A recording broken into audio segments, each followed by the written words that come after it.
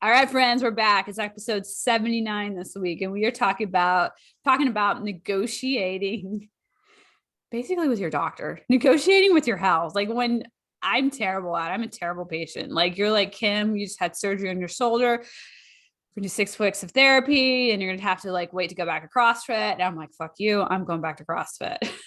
Like, so I think we all do it. But Dr. Carmen, as a physician, has been experiencing this from the patient side. She broke her ankle a while back ago, and I don't think she's been a very good patient. I have not. And I feel like I've been trying to be a good patient. I keep telling myself I'm going to be a good patient. I tell all my patients I'm trying to be a good patient and my family, but I recognize being a patient is challenging, right? Yeah. And I do, I had an appointment with the orthopedic physician yesterday, had to get x-rays and make sure that things are on the right track, right? And they are on the right track, just slowly, right? Like they could be better. And so, he asked and he evaluated, like, what are you doing? Are you still wearing the boot? Are you still, using crutches? Are you doing all these things? And I'm like, I'm going to be honest with you. Some of the time I probably, use them like 25-40% of the time, depending on the day. But I heard myself and I asked him and I told him, I said, okay. And I started to ask the question and I said, okay, I know this is going to be challenging to answer because people ask me this all the time, but I was like, okay, what do I have? Like, what I asked him is, how long do I need to not be mobile in order to fix this? Right? Like, wait, I thought you told me earlier that he was like, you're going to have to quit walking on it so much. And you told me earlier, you were like, how many steps a day then? Okay, I did. So he did. He told me I had to stop walking on it. And I said, and I did. I asked, I said, okay, well, at first I asked him, I said, how long is this going to take? Like, how long do I not have to walk on it? Mm-hmm. And then he was like, you need to listen to your foot, but the more that you don't walk on it, the better off you're going to be. And so I said, how many steps is that? Because I said, I'm an active person and it's hard for me to sit still, to be honest. I mean, I say that, I can sit still and do projects, right? But it is a little bit challenging for me to stay in one place because mm-hmm. I feel like I have a lot of projects that I need to do in my life. And he told me, he said, just enough to do your ADLs, which are like activities of daily living, which essentially, and then, what you need for work, because I told him I work out of my home, and so I don't have to go very far from my office. And so he's like, essentially, the steps that it takes for you to go to your office and go to the bathroom and go to your office and go to the bathroom and then go to bed. He's like, that's all the steps you need to take, and I said, oh, okay. And he's like, how many steps are you used to taking? Right? Well, significantly more than that. Mm-hmm. So I did, I kind of pinned him down and tried to get him to quantify. And he's like, well, less than 500. I'm thinking, less than 500 steps a day? That's a challenge. Yeah. I'm not quite the couch potato that I could sit all day. And I was like, it's not comfortable for me to sit all day. And so I kind of rotate between different chairs and different things, around my house. But I found myself wanting to compromise with him. I was like, okay, what can we do? What can I do? And I recognize it's like, people do that with me all the time. They're compromising, like, okay, I don't want to do that. What can I do instead that'll still help me get the results that I want? Right? That's that negotiation. Yep. Your turn. So then let's just do a little coaching here. So I think it's really helpful for me when I see like real life examples, and it's like I can see myself in them, right? And like, oh, okay, what humans are, let's go back to the model. Humans have a thought creates an emotion, Emotions drive the humans to take actions. We're either moving towards an emotion we want to feel or away from an emotion we don't want to feel. Okay. So then we take our actions and we get our results. Yes. Okay. So why is it a problem that you cannot walk more than 500 calories a day or 500 steps a day? What is your brain saying about that? So oh gosh. Okay.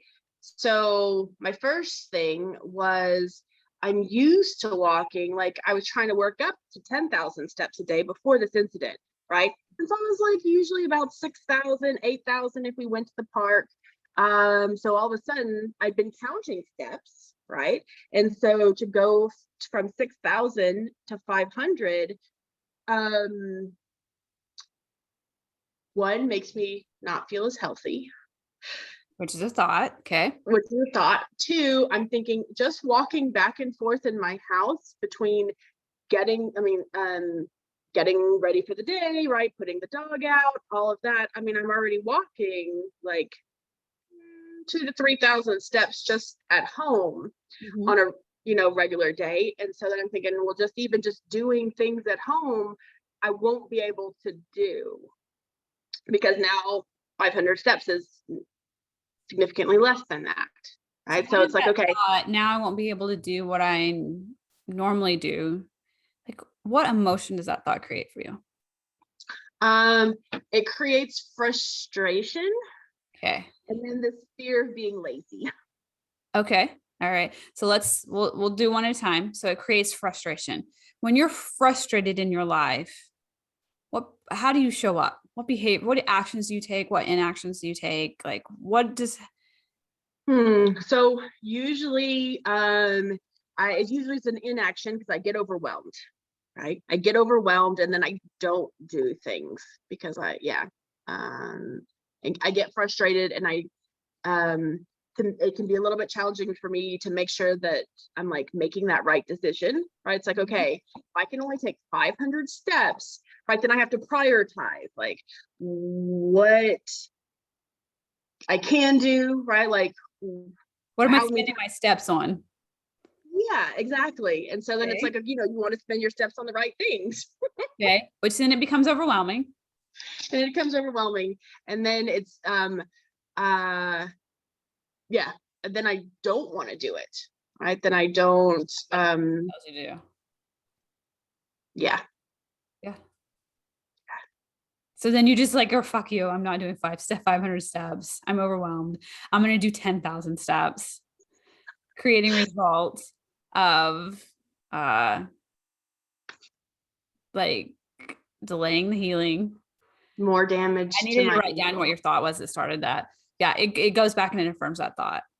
Right. And there's resistance then. Oh, yeah. Yeah. Because as patients, we are resistant to doctor's orders because we feel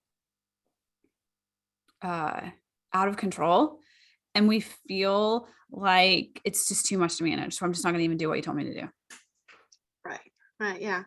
I think, always from my perspective as a physician, I'm always trying to like educate people to kind of get them to get that buy-in, right? Yeah. It's like, okay, if you understand what's happening, then hopefully like people will stay on track.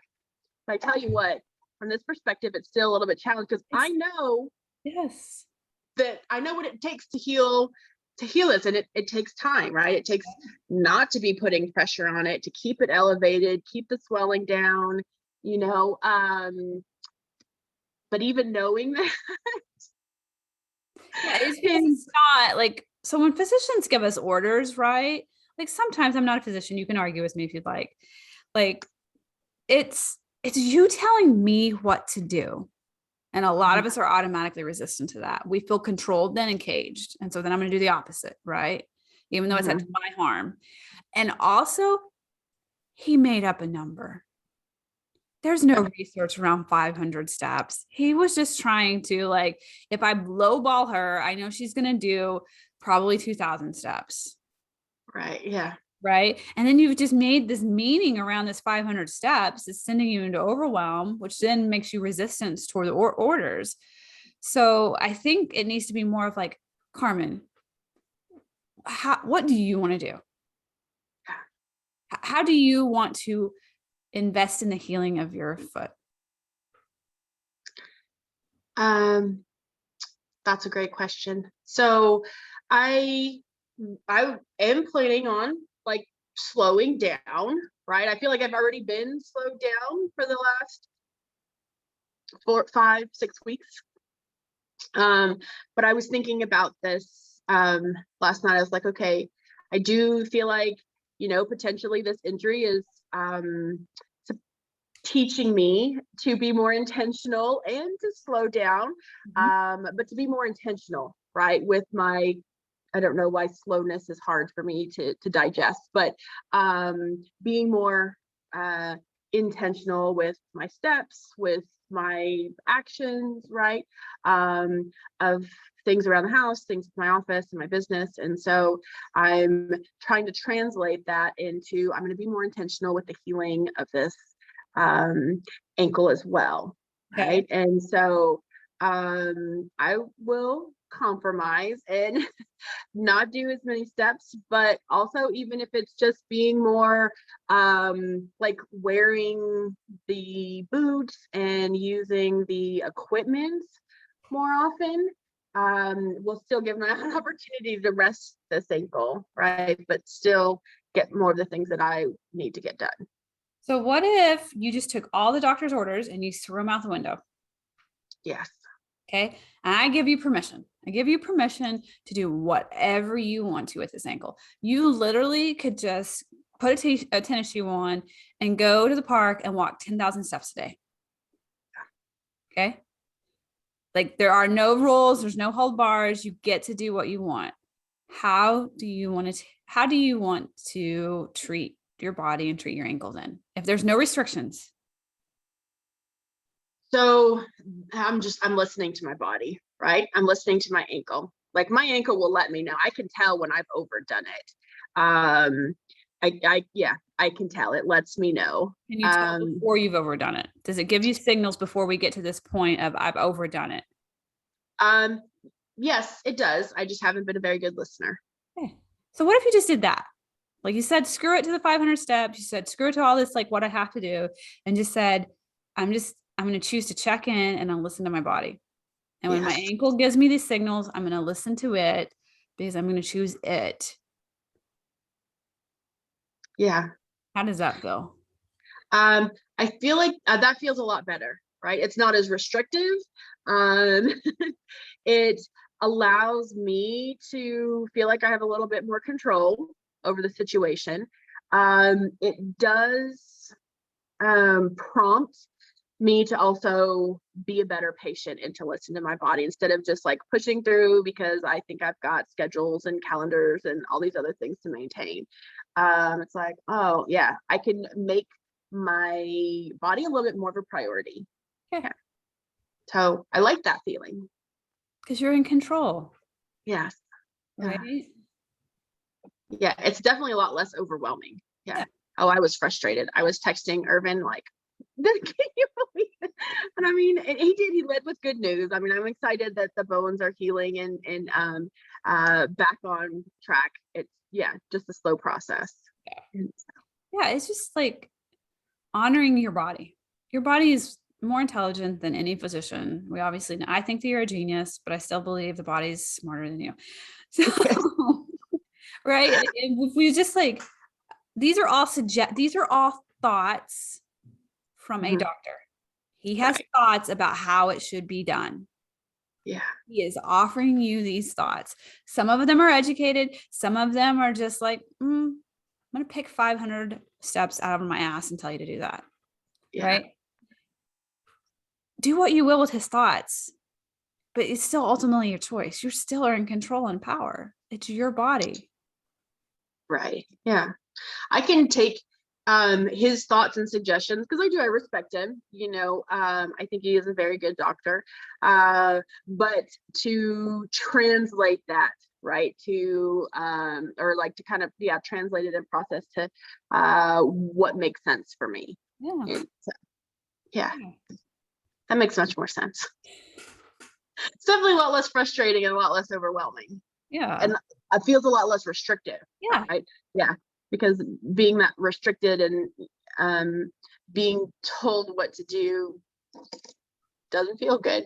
Nope. The human brain doesn't like it. Like, I think No. we automatically go to a place of resistance, Mm-hmm. right? Instead of we just have to make it our own. Like, whenever if I go to you and you're like, Kim, do this and this, sometimes because I love you and I respect you, I'll do it for you.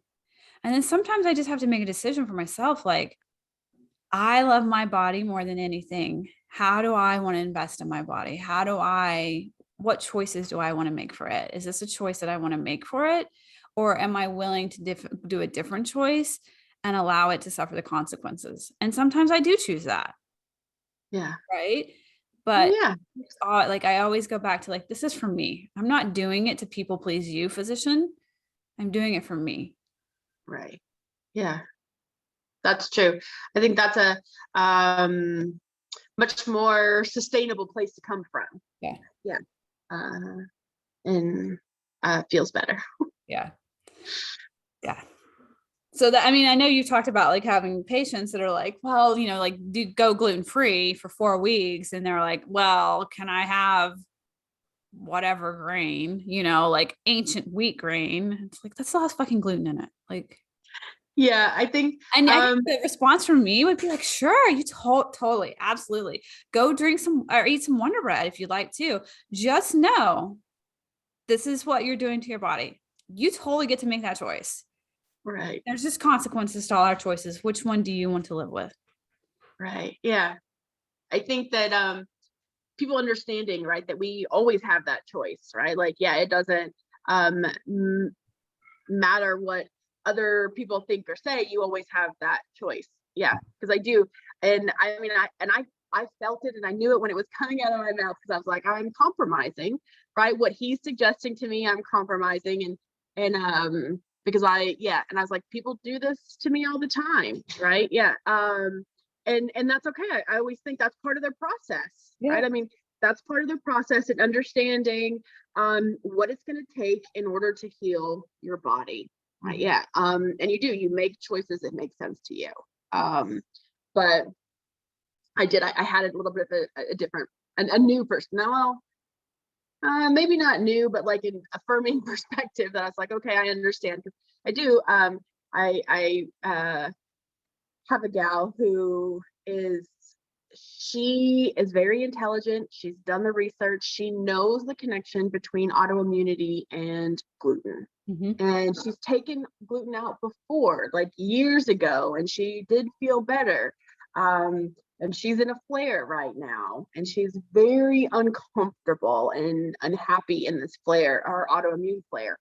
I said, we've got to cut out gluten, right? Like, if gluten is one of the biggest triggers for you, if you could cut out gluten and feel better, you'll know, right, that that's part of your root cause.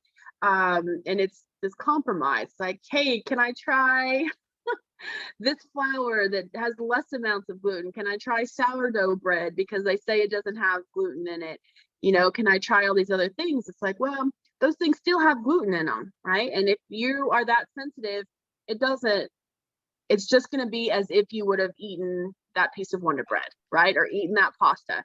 It'll be the same reaction. And so you have to, completely cut it out to give your body an opportunity to stop making the antibodies for that 4 weeks.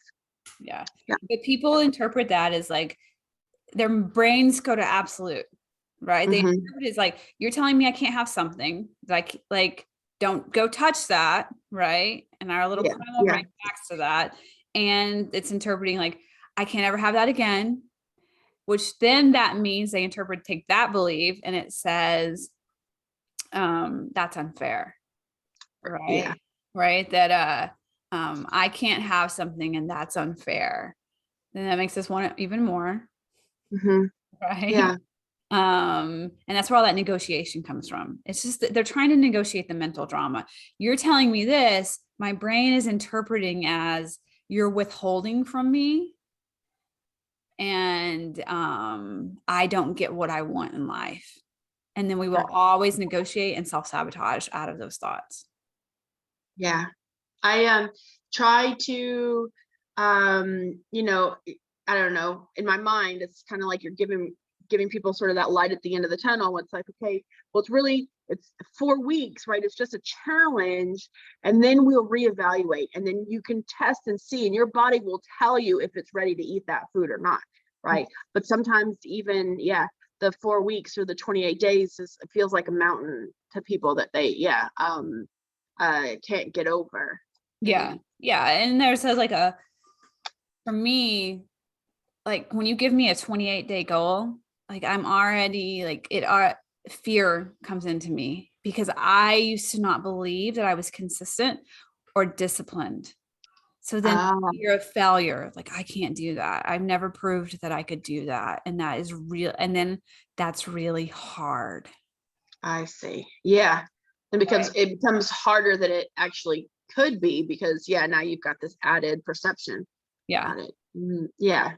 Yeah. So I wonder if as you guys are out there listening, like when people are giving you that, like speaking up, I'm like, okay, I've never been able to be consistent or disciplined before that long, right? So what, like having the input of them, like how long do you think you could go without it? Yeah. Right? We want to like backdoor the brain, basically, right? Yeah. It's like, well, Let okay, them how kind long of, do you think you could go without it? Or how long do you think that you could choose other things? yes. Yeah. How many Yeah. days? Because we're really good about like adding. It's very hard for our brains to subtract.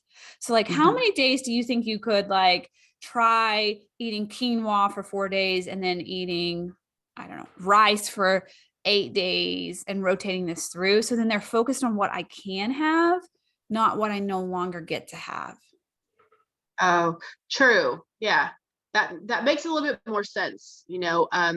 When I'm making a lot of diet suggestions to folks, I always have all the things to add to your diet at the Yeah. beginning. Yes. It's way more pages than the avoid list. Yes. Um, but there's still things you need to avoid.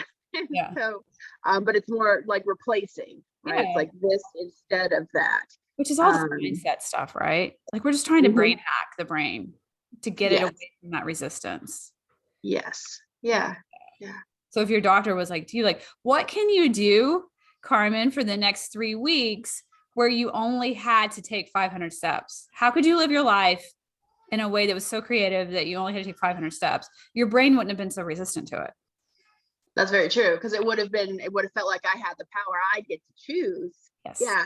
And now I get to create those activities around, yeah, that 500 steps instead of like, oh, you just took away Yes. like 5,500 of my steps. You ruined my life. Yeah. You're like, I'm wait, destined to sit in this chair for 45 days straight.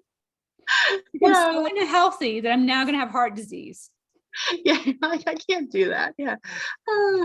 So, yeah, I like that. I like that perspective a lot better. Hopefully that helps our listeners too. Yeah. Yeah. I mean, we all do it. We all like, whenever we're told we can't have something or we can only do this, our brain automatically goes to a place of, well, it takes it to scarcity. Mhm. There's not enough food, there's not enough shelter, there's not enough water, there's not enough, you're being kicked out of the tribe, and it goes into its primal instincts then, right? There's scarcity, so then survival comes out. Fight, flight, freeze, right? Yeah, exactly. Because Exactly. our brain can't tell the difference between a real perception threat of death and Yeah. a perceived one, right? So then it's like scarcity, I'm being threatened. What can we like it like goes into survival of like, okay, how do we like basically sabotage all this to move out of this place? Right. Yeah. Yeah. Um, I think by changing that perspective, right? Yeah, it gives you that opportunity to kind of take that power back. So then you are kind of, yeah, tipping it so it's not in that Yeah. scarcity mode. It's not like, oh, all of a sudden, yeah, Yeah. you have a lot less options than you had before. Like, Yes. oh, yeah, when we, I love that when you said we're kind of brain hacking. Yeah. Kind of, yeah. We're It's just just, I trying mean, to it like is. get it out of that primal brain, that survival Yeah, brain, and upload into the prefrontal cortex. Because the prefrontal cortex is where you're going to problem solve.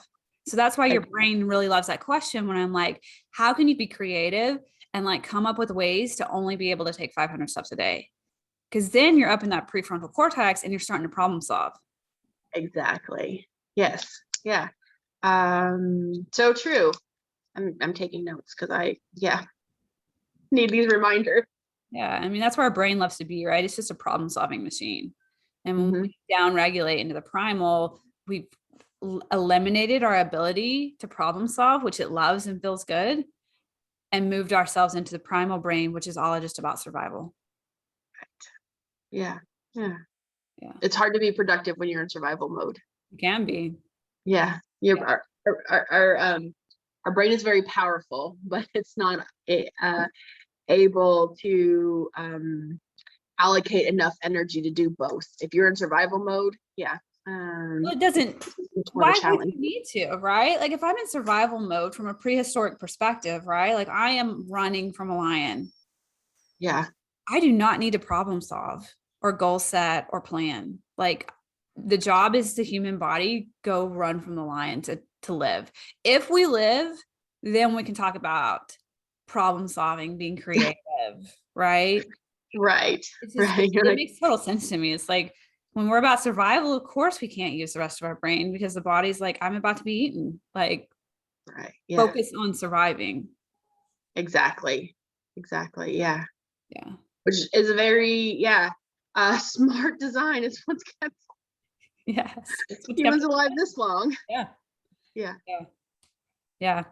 Perfect. Awesome. Anything else? I don't think so. Thank you very much. I really, yeah, appreciate this support of a new perspective, and I really appreciate you. So thank you. Oh, thank you, friend. And I hope this is helpful for you guys to see, like, when you're encountering like people making recommendations to you, like, hey, it's their thoughts, right? Their opinion, they're best educated, right? And they're optional. You get to choose whether you want to listen to them or not. But that doesn't mean choices always have consequences. So then you just have to ask yourself, like, if I choose to not listen, am I okay with these consequences? Or if I choose to listen, how do I make this my own where I take the power back and it's my decision? Right. Right. Yeah. Cool. All right, Perfect. my friend. See you guys Thank later. you.